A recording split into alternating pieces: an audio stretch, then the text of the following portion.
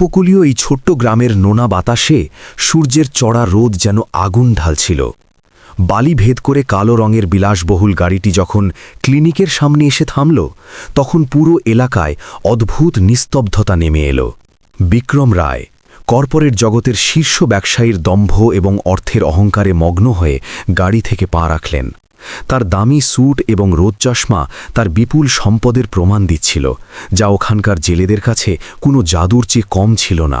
গ্রামের এই পুরনো দাতব্য চিকিৎসালয়ের দেওয়ালগুলো হয়তো শেষ দিন গুনছিল, কিন্তু সেখানে রোগীদের আনাগোনা এক অন্যরকম প্রাণের স্পন্দন জাগিয়ে রেখেছিল।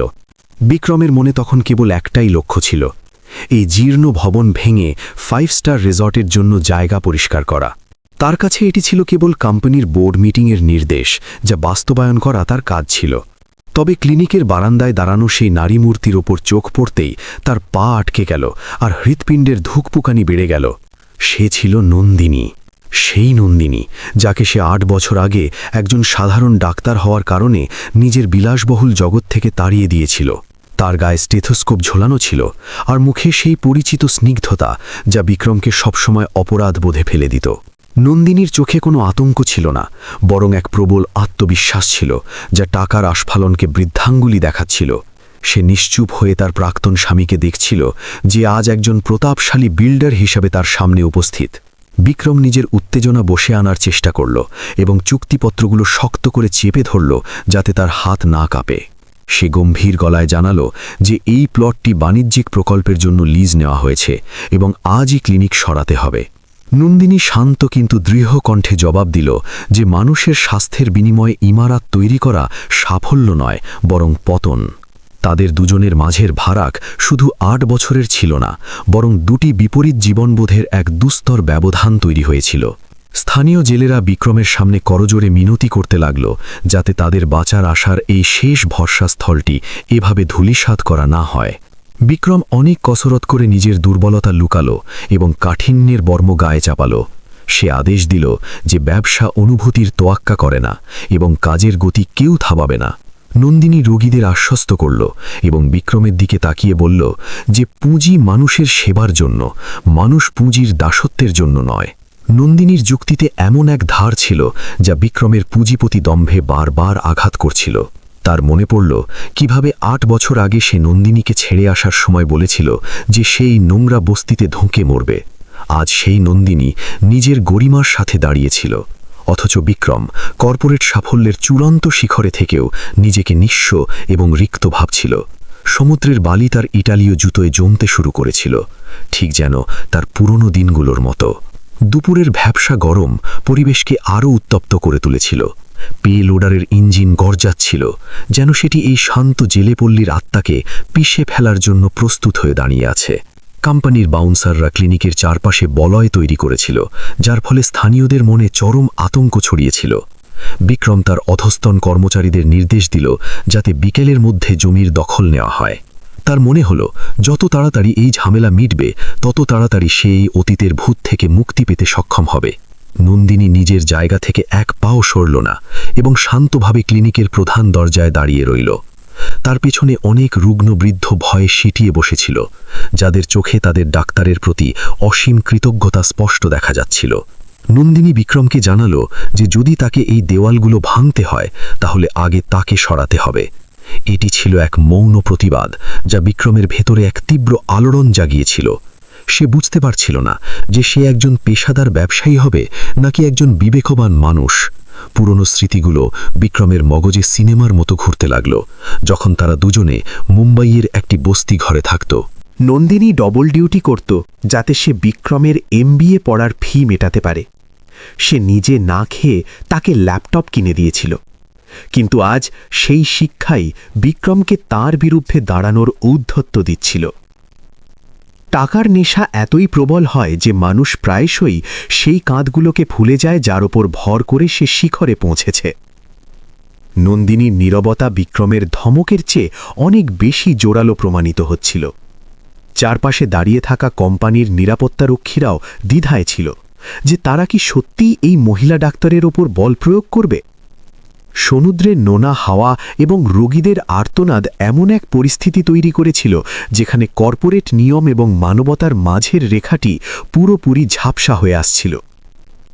বিক্রম তার চুক্তিতে সই করার জন্য পেন তুলল, কিন্তু তার আঙুলগুলো হঠাৎ সীসার মতো ভারী হয়ে গেল এবং সে লিখতে পারল না। পরিবেশের এই গুমোট ভাব দেখে বিক্রম তার গাড়ির দিকে ফিরে যাওয়ার সিদ্ধান্ত নিল। সে তার ম্যানেজারকে নির্দেশ দিল যে উচ্ছেদ আপাতত কয়েক ঘন্টার জন্য বন্ধ থাকুক, কারণ তাকে কিছু আইনি নথি পুনরায় খতিয়ে দেখতে হবে। এটি ছিল কেবল একটি বাহানা, কারণ সে নন্দিনীর চোখের মুখোমুখি হওয়ার সাহস হারিয়ে ফেলেছিল। এসি গাড়িতে বসার সাথে সাথেই সে পেছন ফিরে তাকাল এবং দেখল যে নন্দিনী এখনও সেখানেই দাঁড়িয়ে, যেন কোনো দুর্ভেদ্য দুর্গ যে ঝড়কে পরোয়া করে না। কাছের 5 স্টার হোটেলে পৌঁছে বিক্রম নিজেকে সুইটে বন্দি করল। এসির একটানা আওয়াজ তাকে সেই সময়ের কথা মনে করিয়ে দিচ্ছিল যখন তারা ফ্যান ছাড়াই ঘুমিয়ে পড়ত। তার নিজের মেধার ওপর অহংকার ছিল যে সে হাড় ভাঙা পরিশ্রমে এই পর্যায়ে পৌঁছেছে, কিন্তু আজকের এই সাক্ষাৎ তাকে আত্মানুসন্ধান করতে বাধ্য করল। সাফল্যের মানে কি কেবল সিইও পদ এবং শেয়ার বাজারের মুনাফা, নাকি এর সম্পর্ক অসহায় মানুষের প্রতি আমাদের দায়বদ্ধতার সাথেও? এই ভাবনা তাকে কুড়ে খেল। রাতের নিস্তব্ধতায় সমুদ্রের গর্জন প্রতিধ্বনিত হচ্ছিল এবং বিক্রম কাঁচের জানলার বাইরে অন্ধকারের দিকে তাকিয়েছিল। সে জানত যে কাল সকালে তাকে আবার সেই জমিতেই যেতে হবে এবং সেই একই নির্মম সিদ্ধান্ত নিতে হবে। তার ভেতরের ব্যবসায়ী এবং তার ভেতরের মানুষের মধ্যে এক দ্বন্দ্ব চলছিল। একদিকে ছিল তার কোম্পানির লক্ষ্য ও বোর্ডের নির্দেশ, আর অন্যদিকে সেই মানুষটি যে তাকে নিজের চেয়েও সফল বানাতে চেয়েছিল। এই অন্তর্দ্বন্দ্ব তাকে তিলে তিলে শেষ করছিল। সকালের প্রথম আলোর সাথেই জেলেপাড়ায় গুঞ্জন শুরু হয়ে গেল, কিন্তু আজকের সকাল অন্য দিনগুলোর মতো ঝলমলে ছিল না। বিক্রম ব্ল্যাক কফির মগ হাতে নিতেই বুঝতে পারল যে বস্তির মানুষ এখন তাকে নির্মাতা নয়, বরং ধ্বংসকারী ভাবছে। তার স্যুটের চাকচিক্য সেই সরলতাকে গিলে খাচ্ছিল যা একসময় তার স্বভাবের অংশ ছিল। সে আয়নায় নিজের প্রতিবিম্ব দেখল এবং অনুভব করল যে টাকার এই ইঁদুর দৌড়ে সে নিজের মনুষ্যত্বকে কোথাও হারিয়ে ফেলেছে। যখন সে আবার ক্লিনিকের সামনে পৌঁছল, তখন সে দেখল যে নন্দিনী সেখানে একটি ছোট স্বাস্থ্য শিবিরের আয়োজন করেছে। সে রোগীদের বিনামূল্যে ওষুধ বিতরণ করছিল, যারা অভাব এবং রোগের বিরুদ্ধে লড়ে জীবন কাটাচ্ছিল প্রতিদিন। তার কথায় এক অদ্ভুত মায়া ছিল যা সবার হৃদয় ছুঁয়ে যাচ্ছিল। বিক্রমের মনে হল যেন কথাগুলো তাকেই বলা হচ্ছে, যাতে তার মৃত বিবেক জেগে ওঠে। সে দূরে দাঁড়িয়ে অবাক হয়ে সেই দৃশ্য দেখছিল। হঠাৎ এক বৃদ্ধ বিক্রমের কাছে এলেন এবং তার হাত ধরার চেষ্টা করতে লাগলেন। তিনি কাঁদতে কাঁদতে বললেন যে এই ক্লিনিকটি তাদের পরিবারের বেঁচে থাকার একমাত্র সম্বল। বিক্রম সঙ্গে সঙ্গে নিজের হাত ছাড়িয়ে নিল, কারণ সে মনে করল সে এই স্পর্শের যোগ্য নয়। সেই জেলের চোখের জল তার পাষাণ হৃদয়কে গলাতে শুরু করল। সে বুঝল যে সম্পদের আসল ব্যবহার মানুষের কান্না থামানোতে, তাদের আরও বেশি করে পথে বসানোতে নয়। নন্দিনী বিক্রমের দিকে তাকালো এবং একটি মলিন হাসি দিল, যার মধ্যে কোনো আক্ষেপ বা রাগ ছিল না। সেই হাসি বিক্রমের বুককে এফোড়ফোড় করে দিল, কারণ সে জানত যে সে নন্দিনীর সাথে কতটা বেইমানি করেছে। সে অনুভব করল যে নন্দিনী কখনো তাকে অভিশাপ দেয়নি, বরং সে তো সবসময় তার মঙ্গলের কামনাই করেছে। সে কোটিপতি হয়েও কতটা তুচ্ছ দেখাচ্ছিল আজ, অথচ নন্দিনী তার ত্যাগের মাঝে আকাশের মতো বিশাল দেখাচ্ছিল। কোম্পানির বাউন্সাররা এখন অধৈর্য হয়ে উঠছিল এবং নির্দেশের অপেক্ষায় ছিল যাতে ভাঙচুর শুরু করা যায়। বিক্রম একটি দীর্ঘশ্বাস নিল এবং তার স্মার্টফোনে ইনভেস্টর্সদের সাথে কথা বলার আপ্রাণ চেষ্টা করতে লাগল। সে প্রস্তাব দিল যে এই চিকিৎসালয়টিকে বাঁচানোর জন্য রিসোর্টের ব্লুপ্রিন্টে কিছুটা রদবদল করা যেতে পারে, কিন্তু সে অন্য প্রান্ত থেকে কড়া জবাব পেল যে ডিজাইনের কাজ আগেই সম্পূর্ণ হয়ে গেছে এবং এখন তাতে কোনো বদল করা সম্ভব নয়। হতাশার ছায়া বিক্রমের মুখে পরিষ্কার দেখা যাচ্ছিল, যা নন্দিনীকে এই সংকেত দিল যে লড়াই এখন শেষ ধাপে।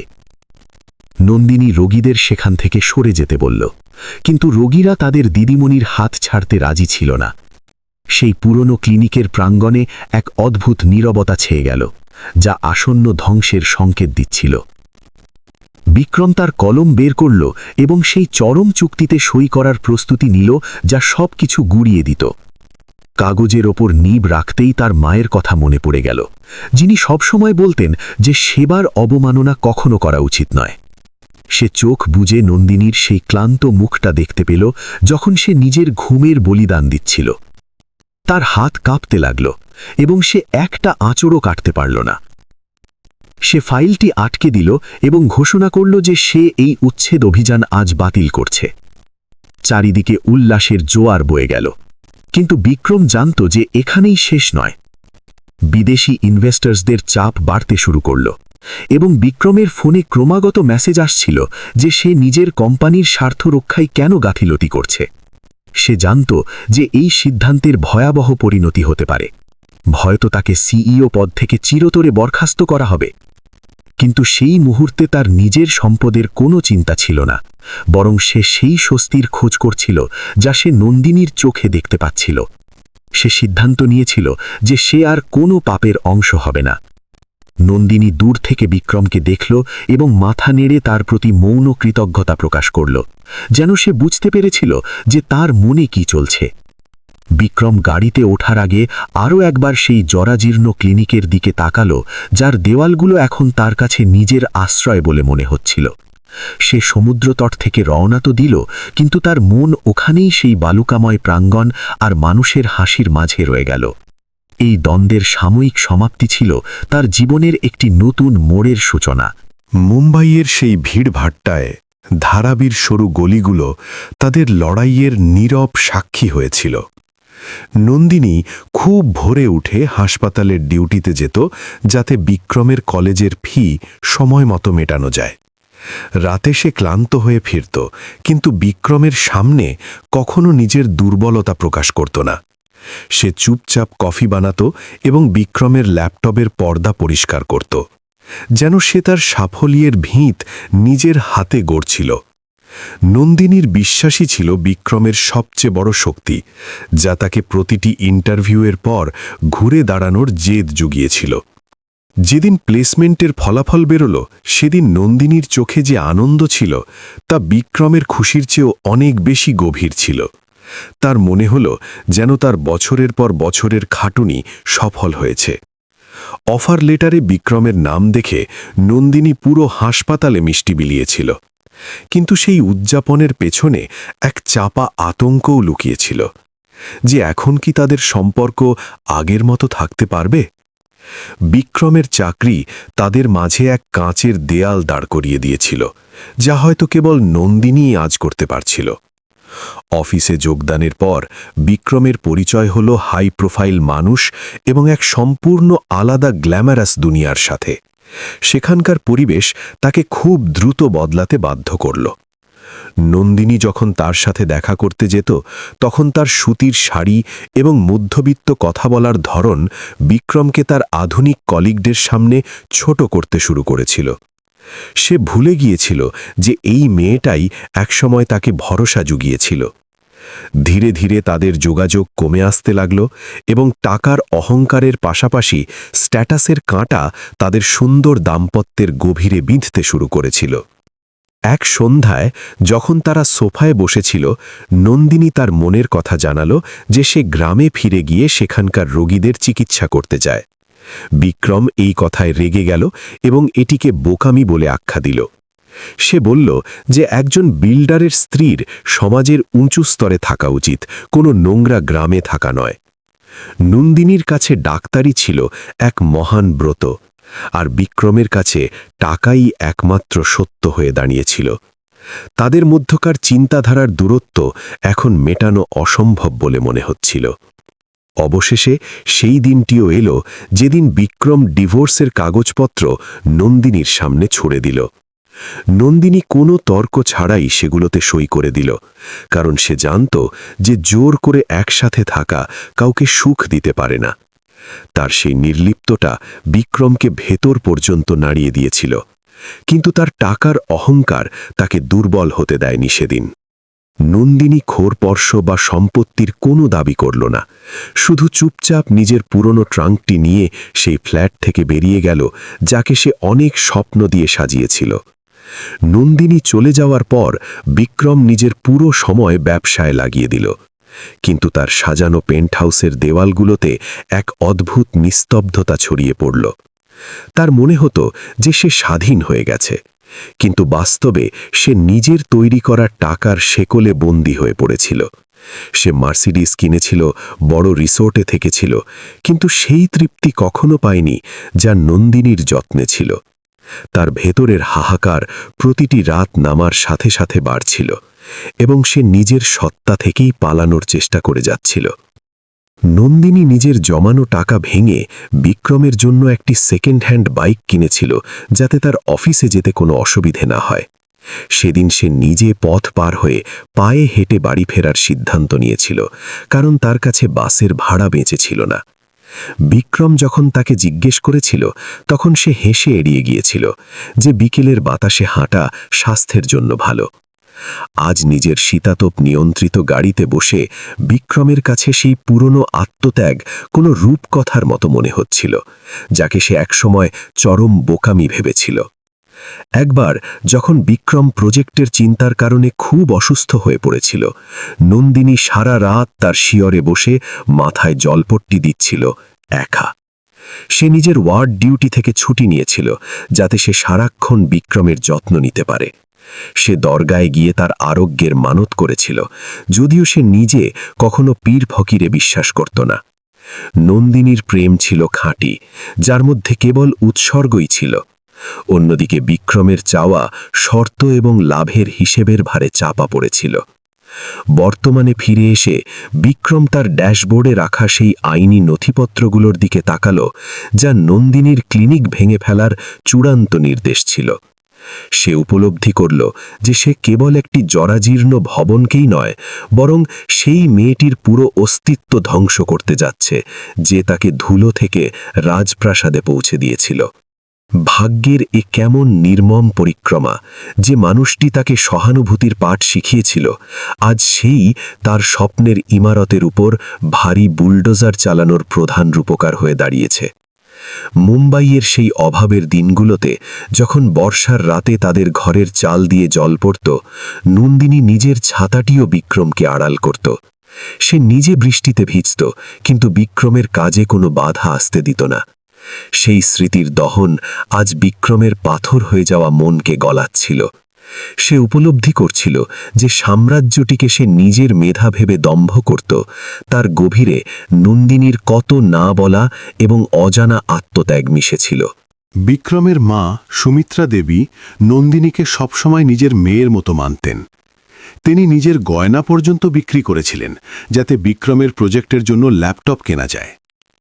বিক্রমের মনে পড়ল কিভাবে সে সেই গয়নাগুলো ফেরানোর প্রতিশ্রুতি দিয়েছিল, কিন্তু বিলিয়নেয়ার হওয়ার পর সে নিজের অতীতকেই ভুলে গিয়েছিল।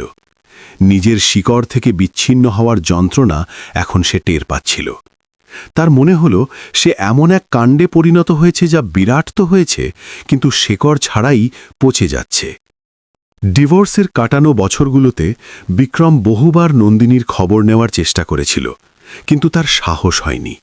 সে শুনেছিল যে নন্দিনী কোনো বড় শহরের হাসপাতালে চাকরি করার পরিবর্তে নিজের পূর্বপুরুষদের গ্রামকে বেছে নিয়েছিল।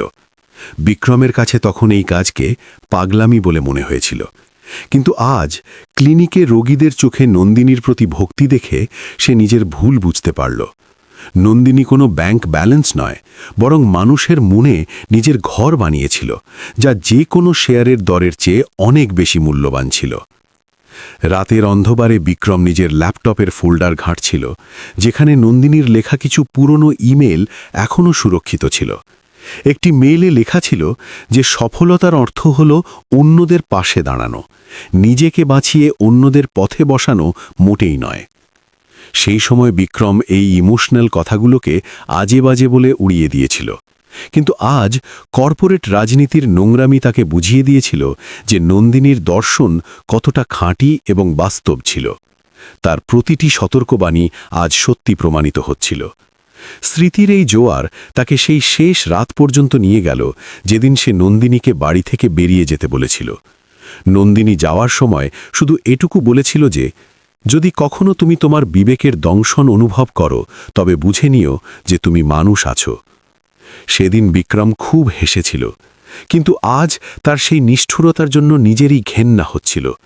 তার মনে হচ্ছিল যে সে এমন এক ইঁদুর দৌড়ের অংশ হয়ে গেছে যার কোনো গন্তব্য নেই এবং যেখানে কেবল কাছের মানুষদেরই বলি দিতে হয় বারবার। জানলা দিয়ে সমুদ্রের ঝড়ো হাওয়া ভেতরে আসছিল, যার মধ্যে ডেটলের সেই গন্ধ ছিল যা নন্দিনীর গা থেকে আসত। বিক্রম নিজের চোখ বন্ধ করল এবং অনুভব করল যে সে এখনও সেই দিশেহারা ছেলেটির মতোই যে নন্দিনী ছাড়া অসম্পূর্ণ ছিল। তার ব্যবসার সমস্ত সাম্রাজ্য সেই ত্যাগের সামনে ধূলিকণা মনে হচ্ছিল, যা নন্দিনী নীরবে করেছিল। সে এখন বুঝতে পারছিল যে প্রাপ্তি কেবল ব্যাংক অ্যাকাউন্টের হিসেব নয়, বরং তা সেই সব আশীর্বাদেরও ফল যা আমরা পায়ে ঠেলি। হঠাৎ বিক্রমের মনে প্রশ্ন জাগল যে নন্দিনী কি তাকে ক্ষমা করে দিয়েছে? তার চোখে যে নির্ভরতা ছিল তা কেবল এমন কোনো মানুষেরই থাকতে পারে যে নিঃস্ব হয়েও নিজেকে হারায়নি। বিক্রম আয়নায় নিজেকে দেখল। তার ব্র্যান্ডেড শার্ট আর টাই তার ভেতরের দেউলিয়াপনাকে ঢাকতে পারছিল না। তার মনে হতে লাগল যে সে এই গ্রামে নন্দিনীর ক্লিনিক ধ্বংস করতে নয়, বরং কোম্পানির কাজের অজুহাতে নিজের হারিয়ে যাওয়া বিবেককে ফিরে পেতে এখানে এসেছে। নন্দিনীর গ্রামে আসার সিদ্ধান্তের পেছনে আরও একটি মহৎ উদ্দেশ্য ছিল যা বিক্রম সেই সময় বুঝতে পারেনি। সে তার মায়ের সেই স্বপ্ন পূরণ করতে চেয়েছিল যা চিকিৎসার অভাবে অসম্পূর্ণ রয়ে গিয়েছিল। বিক্রমের মনে পড়ল যে নন্দিনী প্রায়ই বলতো যে আসল দেশ গ্রামে বাস করে এবং এখানকার স্বাস্থ্যই দেশের ভিত্তি। সেই সময় বিক্রমের কাছে এই কথাগুলো এনজিওর বিজ্ঞাপনের মতো মনে হতো, কিন্তু এখানকার দুর্দশা দেখে তার নিজের কর্পোরেট দৃষ্টিভঙ্গির ক্ষুদ্রতার ওপর করুণা হতে লাগল। পুরনো স্মৃতির ভারে ক্লান্ত হয়ে বিক্রম জানলার বাইরে তাকাল, যেখানে সমুদ্রের ঢেউ ধীরে ধীরে অশান্ত হচ্ছিল। তার আগামী দিনের শেয়ারের ভয় ছিল না, বরং তার এই ভয় ছিল যে সে যেন আবার কোনো নির্মম সিদ্ধান্ত না নিয়ে ফেলে। তার মন বারবার নন্দিনীর সাথে কথা বলতে চাইছিল, কিন্তু তার ইগো তাকে সেটা করতে বাধা দিচ্ছিল। এটি ছিল তার জীবনের সবচেয়ে কঠিন দ্বন্দ্ব, যেখানে একদিকে ছিল তার কোটি টাকার ভবিষ্যৎ আর অন্যদিকে তার পবিত্র অতীত। নন্দিনীর সাথে কাটানো প্রতিটি মুহূর্ত ছিল হীরের মতো, যাকে বিক্রম টাকার নেশা দিয়ে ভেঙে ফেলেছিল। এখন সে সেই টুকরোগুলো আবার জুড়তে চাইছিল, কিন্তু সে জানত যে ভাঙা কাঁচ কখনো জোড়া লাগে না। তবুও তার মনের কোনো এক কোণে একটি ক্ষীণ আলো ছিল যে হয়তো এই নষ্ট হওয়া কাজ ঠিক করা যেতে পারে। সে সিদ্ধান্ত নিল যে এবার সে কেবল একজন ব্যবসায়ী হিসাবে নয়, বরং একজন অনুতপ্ত মানুষ হয়ে এই জটলার সমাধান বের করবে। অধ্যায়ের এই বাঁকে বিক্রমের হৃদয়ে পরিবর্তন শুরু হয়ে গিয়েছিল। সে বুঝতে পেরেছিল যে জীবন কেবল প্রফিট আর লসের হিসাব নয়, বরং এটি মমতা এবং পারস্পরিক শ্রদ্ধার এক মেলবন্ধন। সে তার ল্যাপটপে লেখা সেই কঠিন নির্দেশটি আবার পড়ল এবং এবার তার চোখে লোভের বদলে এক নতুন অনুতাপ ছিল। সে জানত যে তাকে এমন কিছু করতে হবে যা কেবল ক্লিনিককেই বাঁচাবে না, বরং তার নিজের আত্মাকেও প্রায়শ্চিত্তের সুযোগ দেবে। ভোর হতেই বিক্রমের চেহারায় এক অদ্ভুত দৃঢ়তা ফুটে উঠল। সে তার ম্যানেজারকে তৈরি থাকার নির্দেশ দিল, কিন্তু এবার তার গলায় সেই পুরনো রাগী ভাব ছিল না। সে জানত যে আজকের দিনটি তার এবং নন্দিনীর মাঝের কয়েক বছরের পুরনো হিসাব নিকাশের ফয়সালা করবে। সে নিজের জ্যাকেটের কলার ঠিক করল এবং ক্লিনিকের দিকে রওনা দিল, যেখানে ভাগ্য তার জন্য অপেক্ষা করছিল। স্মৃতির মেঘ কাটতে শুরু করেছিল এবং প্রায়শ্চিত্তের পথ পরিষ্কার হতে শুরু করেছিল।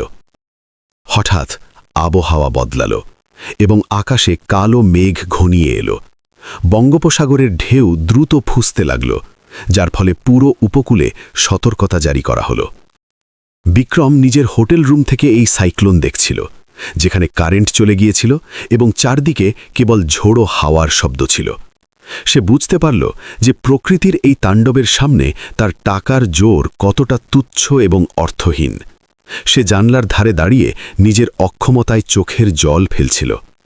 গ্রামের মাটির রাস্তাগুলো কাদায় ভর্তি হয়ে গিয়েছিল এবং নিচু এলাকার ঘরগুলোতে জল ঢুকতে শুরু করেছিল। বিক্রম সঙ্গে সঙ্গে কোস্টগার্ডকে খবর দেওয়ার প্রাণপণ চেষ্টা করল, কিন্তু নেটওয়ার্ক খারাপ থাকায় তার ফোন কল বিচ্ছিন্ন হয়ে গেল। সে অসহায়ভাবে এদিক ওদিক তাকাচ্ছিল, তখনই সে ক্লিনিকের দিক থেকে মানুষের কান্নার আওয়াজ শুনতে পেল। তার মনে তীব্র আতঙ্ক ছিল যে সেই দুর্বল চালটি হয়তো এই প্রবল ঝড়ের দাপট সামলাতে পারবে না এবং মারাত্মক কোনো বিপর্যয় ঘটে যেতে পারে। যখন বিক্রম অনেক কসরত করে নিজের গাড়ি নিয়ে ক্লিনিকের কাছে পৌঁছল, তখন সে দেখল যে নন্দিনী বৃষ্টিতে পুরোপুরি ভিজে গেছে। সে একাই রোগীদের নিরাপদ স্থানে নিয়ে যাওয়ার জন্য কোমর সমান জলে নেমে পড়েছিল। তার চেহারায় নিজের স্বাস্থ্যের কোনো পরোয়া ছিল না, বরং তার চোখে কেবল সেই অসহায় রোগীদের বাঁচানোর জেদ ফুটে উঠছিল।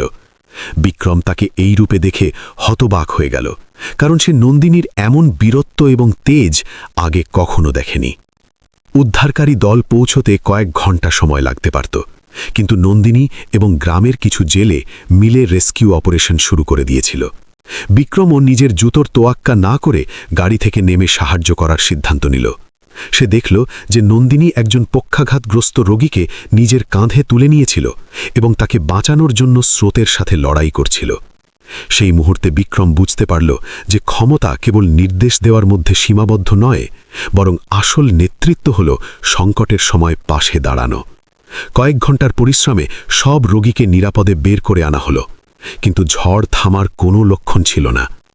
শেষ রোগীটি নিরাপদ জায়গায় পৌঁছতেই নন্দিনী হঠাৎ টলে উঠল এবং হাঁটুর ভরে কাদামাখা মাটিতে লুটিয়ে পড়ল।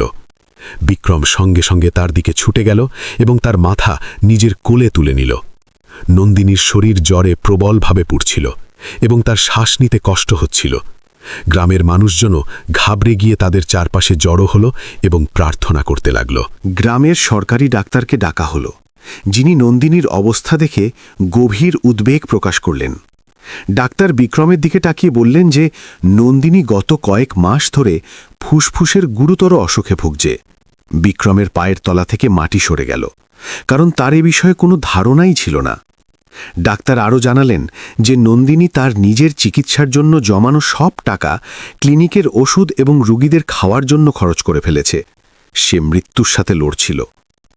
বিক্রম কাপা হাতে নন্দিনীর কপাল ছোল এবং তার চোখের জল নন্দিনীর মুখের কাদা ধুয়ে দিল।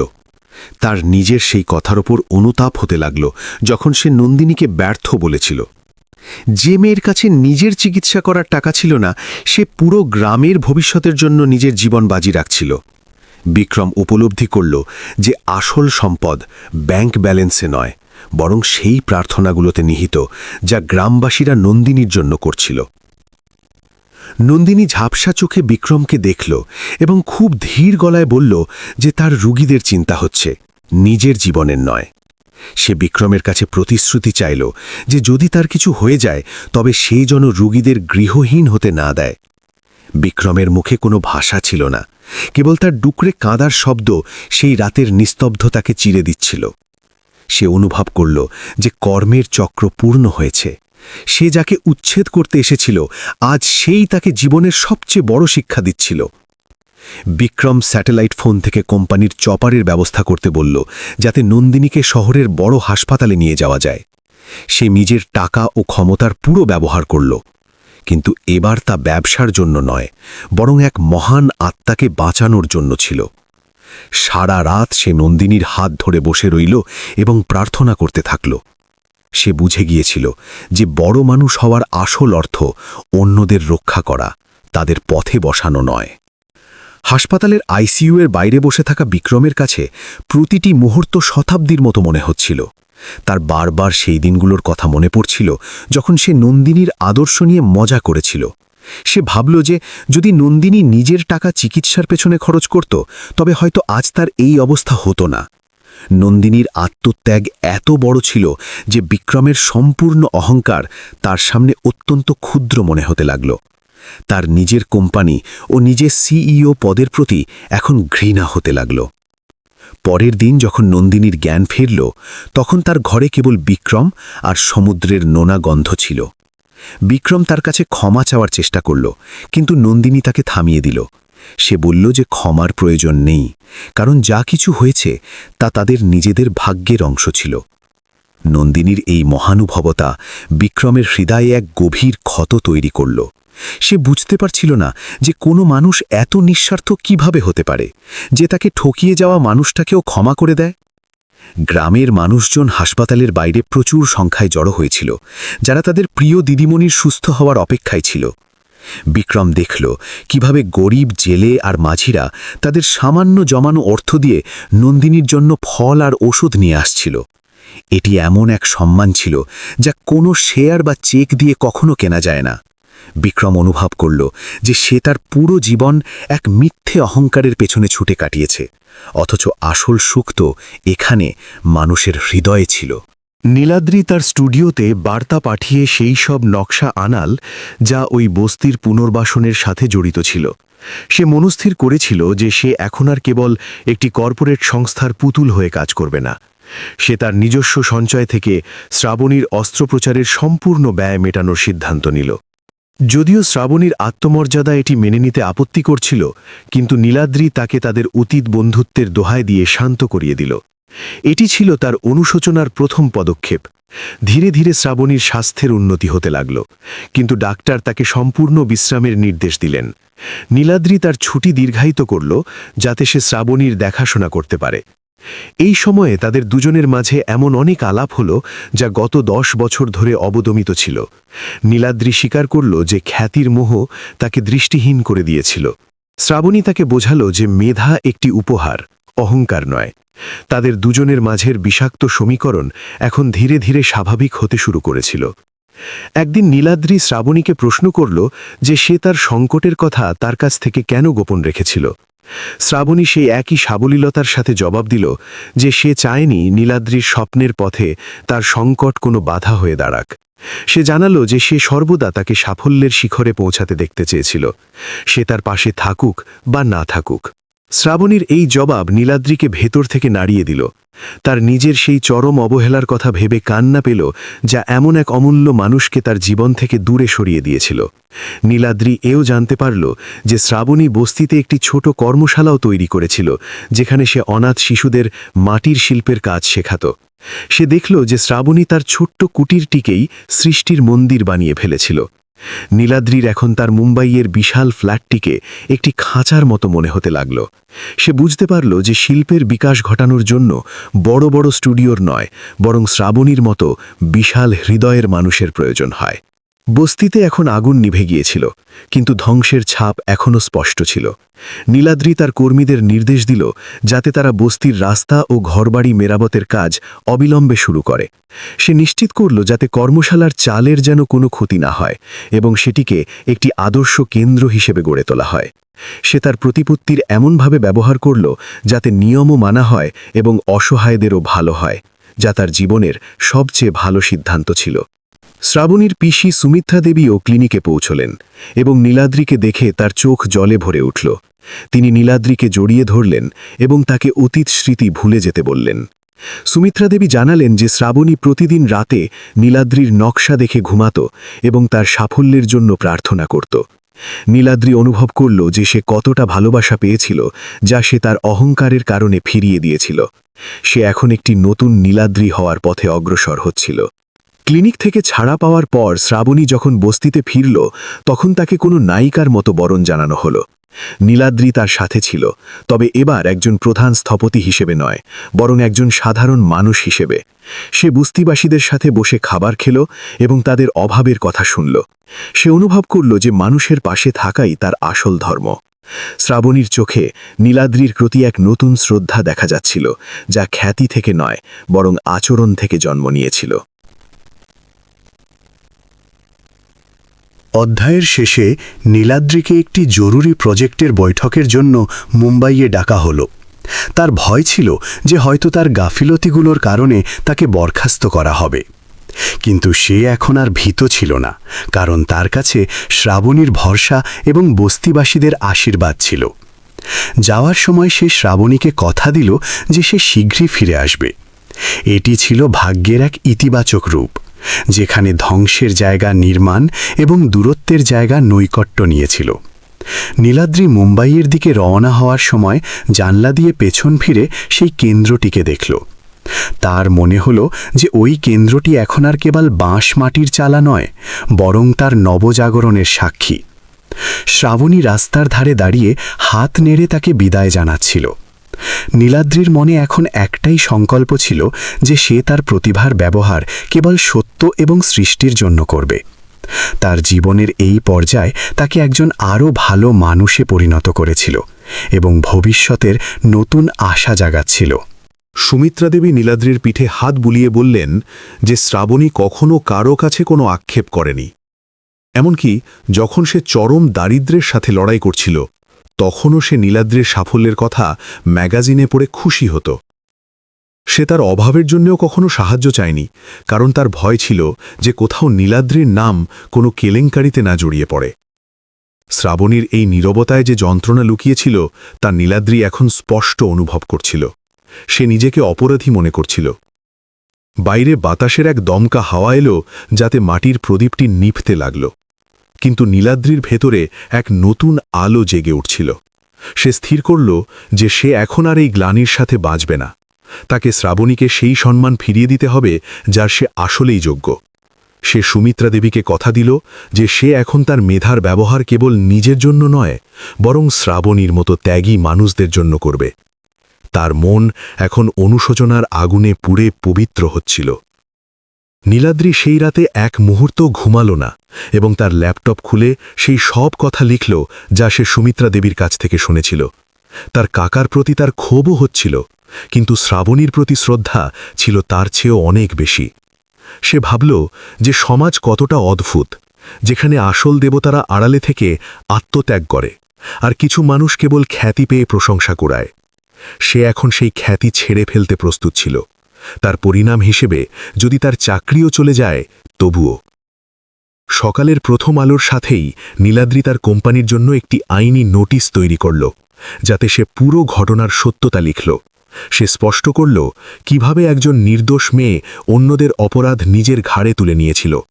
সে জানত যে এই সত্য প্রকাশের কারণে তার পরিবারের বদনাম হতে পারে, কিন্তু সে এখন আর মিথ্যের আশ্রয়ে বাঁচতে চায়নি। সত্যের পথ কঠিন ছিল, কিন্তু নীলাদ্রি এখন তার বিবেকের কথা শোনার সিদ্ধান্ত নিয়ে ফেলেছিল।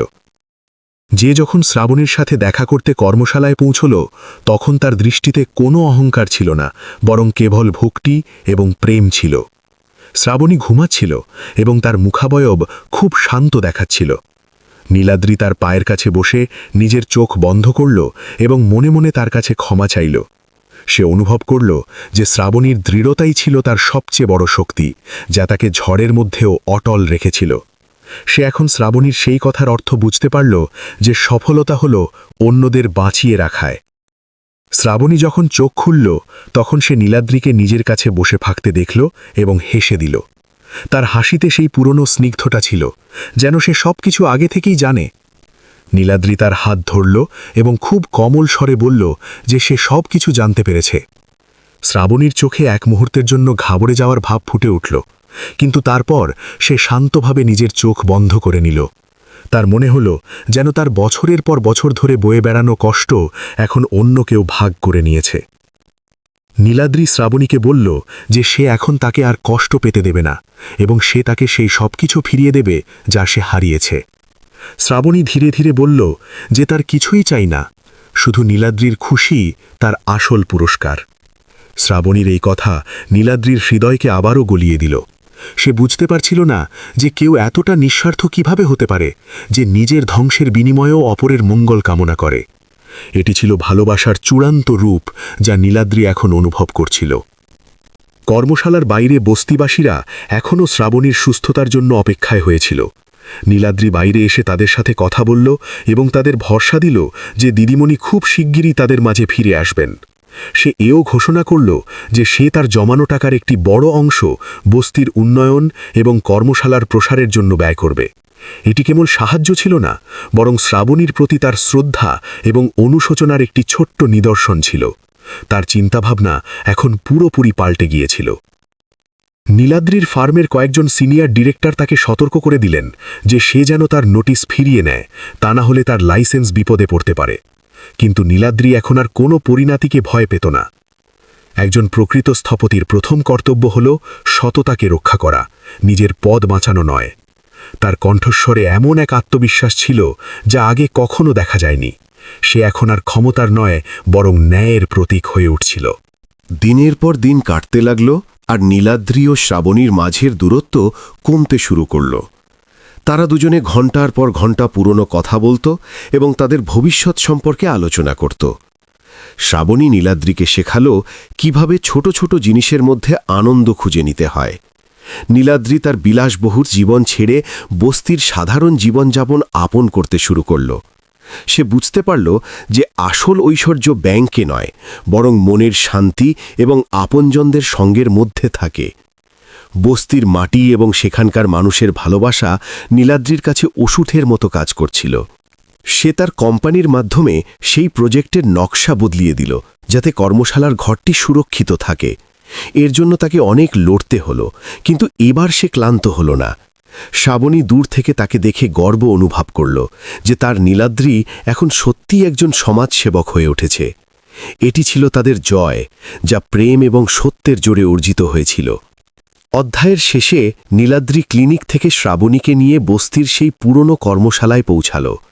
কেন্দ্রের দেওয়ালগুলো এখন নতুন রূপে ঝলমল করছিল এবং শিশুদের মুখে হাসি ফুটে উঠেছিল। নীলাদ্রি শ্রাবণীর দিকে তাকালো এবং এক দৃঢ় প্রতিজ্ঞা নিল যে সে আর কখনো তাকে নিজের কাছ থেকে দূরে যেতে দেবে না। সত্য নিজের রাস্তা তৈরি করে নিয়েছিল এবং কর্ম তার ফল দিয়ে দিয়েছিল। অন্ধকার রাত শেষ হয়ে গিয়েছিল এবং জীবনের এক নতুন ভোর তাদের সামনে দাঁড়িয়েছিল। নীলাদ্রি শ্রাবণীর সামনে দাঁড়িয়ে নিজের মাথা নিচু করল। এই মাথা নত করা কোনো করুণার কারণে ছিল না, বরং এক মহান চরিত্রের প্রতি সম্মান ছিল। সে অনুভব করল যে সে এখন সত্যি স্বাধীন হয়ে গেছে, কারণ সে নিজের অহংকারের শিকল ভেঙে ফেলেছিল।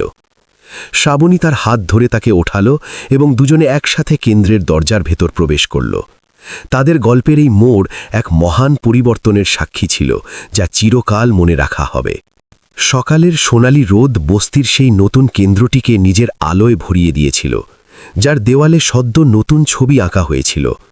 কেন্দ্রের প্রবেশদ্বার পলাশ ফুল এবং শাল পাতার তোরণ দিয়ে সাজানো হয়েছিল, যা কোনো উৎসবের আভাস দিচ্ছিল।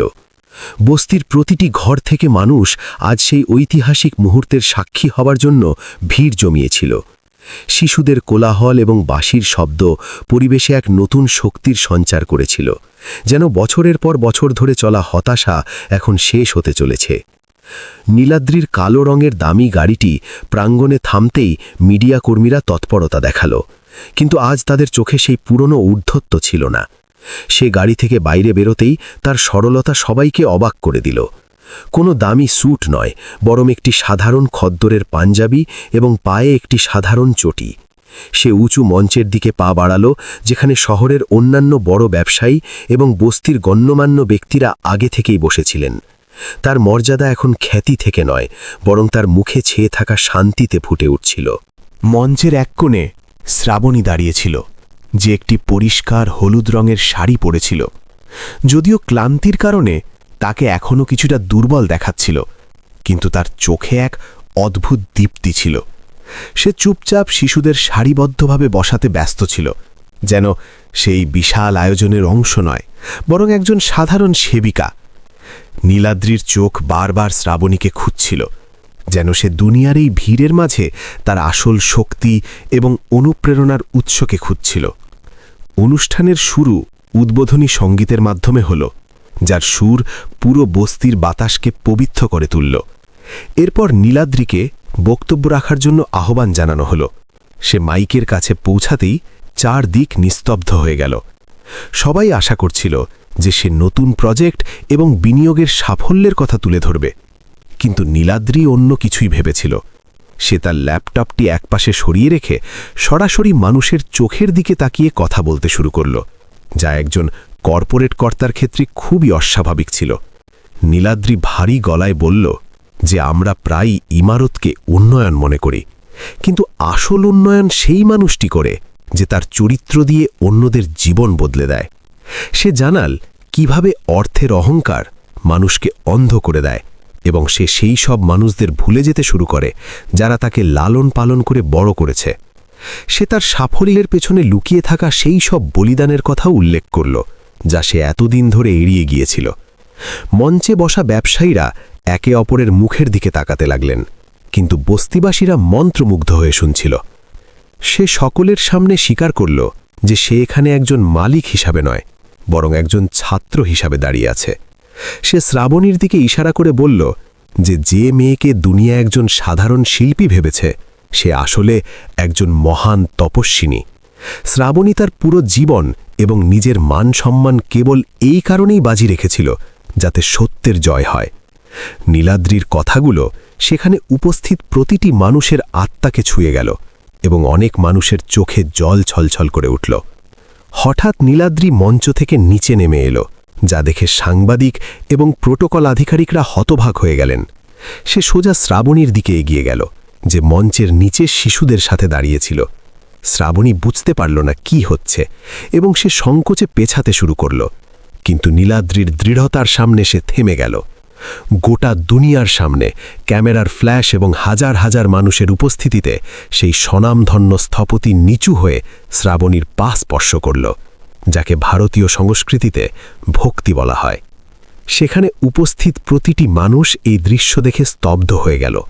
একজন বিখ্যাত আর্কিটেক্টের একজন সাধারণ মাটির শিল্পীর পায়ে মাথা নত করা সমাজের প্রচলিত নিয়মের পরিপন্থী ছিল, কিন্তু এটি কোনো নাটক ছিল না, বরং হৃদয় পরিবর্তনের এক শুদ্ধতম রূপ ছিল। নীলাদ্রির কপাল শ্রাবণীর পায়ের ধুলো স্পর্শ করছিল, যেন সে তার বছরের পর বছর ধরে জমে থাকা অহংকারকে সেখানেই বিসর্জন দিচ্ছিল।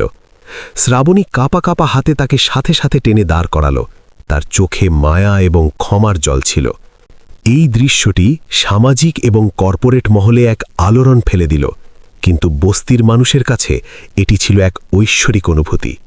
তারা দেখল কিভাবে ক্ষমতা নৈতিকতার সামনে আত্মসমর্পণ করল। করতালির আওয়াজ এতটাই তীব্র ছিল যা ট্রেনের শব্দকেও হার মানাচ্ছিল। নীলাদ্রি অনুভব করল যে এই একবার মাথা নত করার কারণে সে ছোট হয়ে যায়নি, বরং তার মর্যাদা হিমালয়ের চেয়েও উঁচু হয়ে গেছে। সে এমন এক শান্তি পেল যা সে এসি চেম্বারে বসে কখনো পায়নি। শ্রাবণীর পিসি সুমিত্রা দেবী মঞ্চের কাছে বসে এই সব কিছু দেখছিলেন। তার চেহারায় এমন এক প্রশান্তি ছিল যা ভাষায় প্রকাশ করা অসম্ভব। তিনি অনুভব করলেন যে তার মেয়ে আজ সত্যিই জিতে গেছে, কেবল তার ভালোবাসার মনই নয়, বরং সমাজের সম্মানবোচ। তিনি হাত জোর করে ঈশ্বরকে ধন্যবাদ জানালেন যে কর্মের চাকা অবশেষে সঠিক দিকে ঘুরেছে। নীলাদ্রি সুমিত্রা দেবীর কাছে গিয়ে তাকে জড়িয়ে ধরে নিজের অনুভূতি প্রকাশ করল, যা এক নতুন সূচনার প্রতীক। অনুষ্ঠানের শেষে কেন্দ্রের নাম বদলে শ্রাবণী শিল্পকলা কেন্দ্র রাখা হল। নীলাদ্রি ঘোষণা করল যে সে তার ফার্ম থেকে পদত্যাগ করার বদলে এই এলাকাতেই থেকে শিল্প এবং পুনর্বাসন ক্ষেত্রে কাজ করবে। সে বোর্ডের কাছ থেকে বিশেষ অনুমতি চেয়েছিল যাতে সে তার অবশিষ্ট মূলধন এই পিছিয়ে পড়া এলাকার সেবায় কাটাতে পারে। তার এই সিদ্ধান্ত শুনে আধিকারিকরা আরও অবাক হয়ে গেলেন, কিন্তু নীলাদ্রির কাছে এখন তার অর্থ কেবল সেবার একটি মাধ্যম মাত্র হয়ে দাঁড়িয়েছিল। বিকেলে যখন সূর্য গঙ্গার জলে তার সোনালি আভা ছড়াচ্ছিল, নীলাদ্রি আর শ্রাবণী নদীর ঘাটে একসাথে হাঁটছিল। এখন তাদের মধ্যে কোনো অভিমান বা দেওয়াল ছিল না। শ্রাবণী বলল যে সে কখনো ভাবেনি যে সে এই দিনটি দেখতে পাবে। নীলাদ্রি হাসতে হাসতে তার হাত ধরল এবং বলল যে মেঘ যতই ঘন হোক না কেন, ভোরের আলো তা দূর করেই দেয়। ঘাটের উপর তাদের ছায়া একসাথে দীর্ঘ হচ্ছিল, যা এক অটুট বন্ধনের সংকেত ছিল। বস্তির মানুষ এখন নীলাদ্রিকে বড়বাবু নয়, বরং দাদা বলে ডাকতে শুরু করেছিল। সে তার বিলাসবহুল ফ্ল্যাট ত্যাগ করে বস্তিতে একটি ছোট্ট ঘরে থাকার সিদ্ধান্ত নিল, যেখানে সে সাধারণ মানুষের দুঃখগুলো খুব কাছ থেকে দেখতে পারবে। সে সামাজিক কাজের নতুন মানদণ্ড স্থাপন করল, যেখানে সততা এবং সংবেদনশীলতাকে প্রাধান্য দেওয়া হলো। শ্রাবণী তার পথপ্রদর্শক হয়ে রইল এবং দুজনে মিলে সেই ধুলোয় ভরা বস্তিটিকে শিল্পের এক উজ্জ্বল কেন্দ্রে পরিণত করল। শ্রাবণীর দুর্বলতাও ধীরে ধীরে ঠিক হতে লাগল, কারণ এখন তার কাছে মানসিক শান্তি এবং আপনজনদের ভালোবাসা ছিল। সে প্রতিদিন সকালে একই উৎসাহের সাথে কেন্দ্রে যেত এবং শিশুদের জীবনের সেই সব পাঠ শেখাত যা বইয়ের পাতায় পাওয়া যায় না। নীলাদ্রি প্রায়ই কেন্দ্রের বারান্দায় বসে তাকে গড়তে দেখত এবং তার জীবনের সবচেয়ে সঠিক সিদ্ধান্ত নিয়ে তার গর্ব হতো। সে শিখল যে সফলতার আসল মাপকাঠি এই নয় যে আপনি কতটা সম্পদ জমিয়েছেন, বরং এটি হল আপনি কত মানুষকে হাসতে শিখিয়েছেন। এই গল্পটি কেবল বিচ্ছিন্ন হয়ে যাওয়া এক জুটির পুনরায় মিলিত হওয়ার গল্প ছিল না, বরং এটি মানবিক মূল্যবোধের পুনরুত্থানের গাথা ছিল। এটি সমাজকে এই বার্তা দিল যে কর্ম কখনো কাউকে ছাড়ে না। আপনি যদি নিঃস্বার্থভাবে বীজ বপন করে থাকেন, তবে তার ফল মিষ্টিই হবে। নীলাদ্রির মাথা নত করা তার হার ছিল না, বরং এটি ছিল তার সবচেয়ে বড় জয়, নিজের অহংকারের ওপর জয়। সেই বস্তির মাটিতে আজও এই মহান ত্যাগ এবং সমর্পণের সুবাস মিশে আছে, যা আগামী প্রজন্মকে অনুপ্রাণিত করতে থাকবে। শেষ দৃশ্যে কেন্দ্রের ঘণ্টা বাজে এবং অজস্র শিশু হাসতে হাসতে তাদের কর্মশালা থেকে বেরিয়ে আসে। শ্রাবণী আর নীলাদ্রি কেন্দ্রের গেটে দাঁড়িয়ে তাদের বিদায় জানাচ্ছে। তাদের পেছনে সেই পুরনো টিনের চালের ঘরটি এখন এক বিশাল প্রাসাদের মতো দেখাচ্ছে, যেখানে ভবিষ্যতের শিল্পীদের গড়ে তোলা হচ্ছে। প্রেম, ত্যাগ এবং সত্যের এই মিলন এমন এক ইতিহাস রচনা করেছিল যাকে সময়ের স্রোত কখনো মুছতে পারবে না। এটি ছিল এক পরিপূর্ণ সমাপ্তি, যেখানে প্রত্যেকটি আত্মা তার গন্তব্য খুঁজে পেয়েছিল।